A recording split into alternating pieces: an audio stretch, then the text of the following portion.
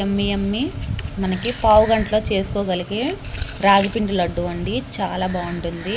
ఒకసారి నేను చూపించిన విధంగా ట్రై చేయండి. సింపుల్గా ఉంటుంది. వంట రాని వాళ్ళు కూడా ఈజీగా చేసేవచ్చు.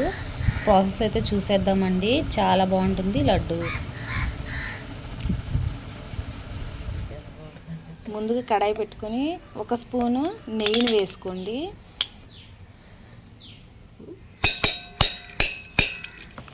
చూడండి, నెయ్యి కరిగిపోయింది కదా. ఇప్పుడు 2 కప్పుల రాగిపిండిని వేసుకుందాము. సోడిపిండి, రాగిపిండి.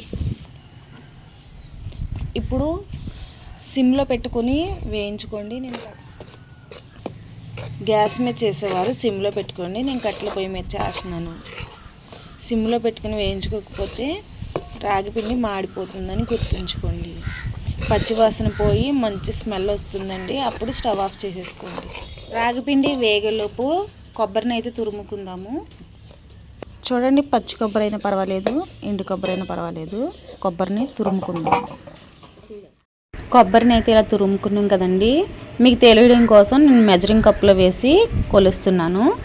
చూడండి, ఇలా 1/2 కప్పు కొబ్బరిని వేసుకుని వేయించుకోవాలి. ఇంకా కాసేపటికి దించేస్తామనగా కొబ్బరిని వేసుకుని వేయించుకోండి, లేదంటే మాడిపోతుందని గుర్తుంచుకోండి. రాగిపిండి వేగిపోయి మంచి అరోమా వచ్చిందండి. ఇప్పుడు స్టవ్ ఆఫ్ చేసేసుకుని వేరే ప్లేట్లోకి తీసేసుకోవాలి. లడ్డూలు చుట్టాలనుకుంటున్నాము, ఆ ప్లేట్లోకి ఈ రాగిపిండిని తీసుకోండి.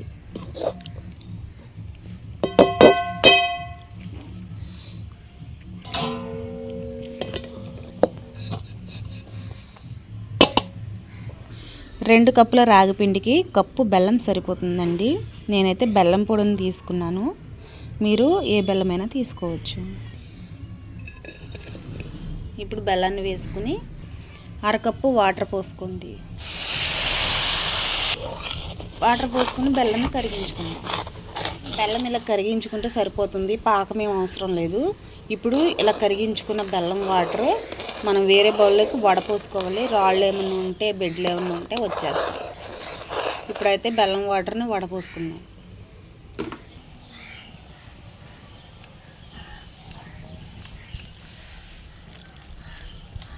చూడండి, ఇలా బెల్లంలో ఏదైనా వేస్టేజ్ ఉంటే ఇలా వచ్చేస్తుంది. చూడండి, ఇందులో 1/2 టీ స్పూన్ యాలకుల పొడి వేసుకోండి. ఇప్పుడు యాలకుల పొడి వేసుకుని మిక్స్ చేసుకోండి. చూడండి, అంతా ఇలా మిక్స్ చేసుకున్నాక బెల్లం వాటర్ పోసుకుని మనకి వండ చుట్టుకోవడానికి వీలుగా తడుపుకోవాలి. బెల్లం వాటర్ వేసుకుని బెల్లం వాటర్ వేడిగా ఉందండి, అందుకే స్పూన్తో కలుపుకున్నాను. నేను స్పూన్తో కలుపుకుంటున్నాను.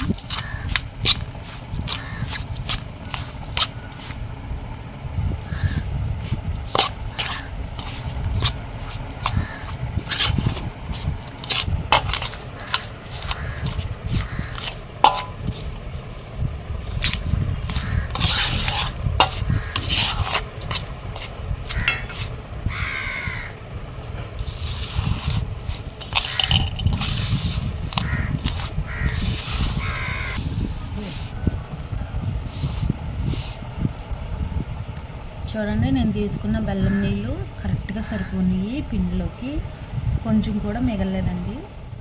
మనం కరెక్ట్ కొలతలు తీసుకుంటే లడ్డూలు చాలా బాగా వస్తాయండి. ఇప్పుడు అంతా మిక్స్ చేసుకుని లడ్డూలు చుట్టేసుకుందాం.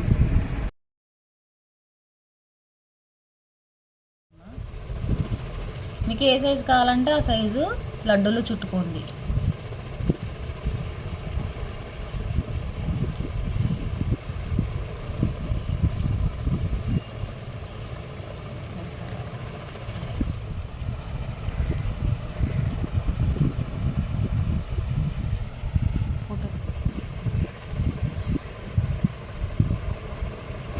చూపించిన విధంగా అన్ని లడ్డూలు ఇలా చుట్టుకుని పక్కన పెట్టుకుందామండి. సర్వింగ్ ప్లేట్లో పెట్టుకుందాం. అంతేనండి, ఎంతో ఈజీగా మనకి రాగిపిండి లడ్డు అయితే రెడీ అయిపోయింది కదా. చాలా బాగుంటాయండి టేస్ట్. మన పురాతన కాలంలో అయితే ఇలా రాగిపిండితో లడ్డూలు చేసుకునేవారు, రైస్ వండుకునేవారు, రాగి ముద్ద తినేవారు. వాళ్ళు ఎముకలు చాలా స్ట్రాంగ్గా ఉండేవి.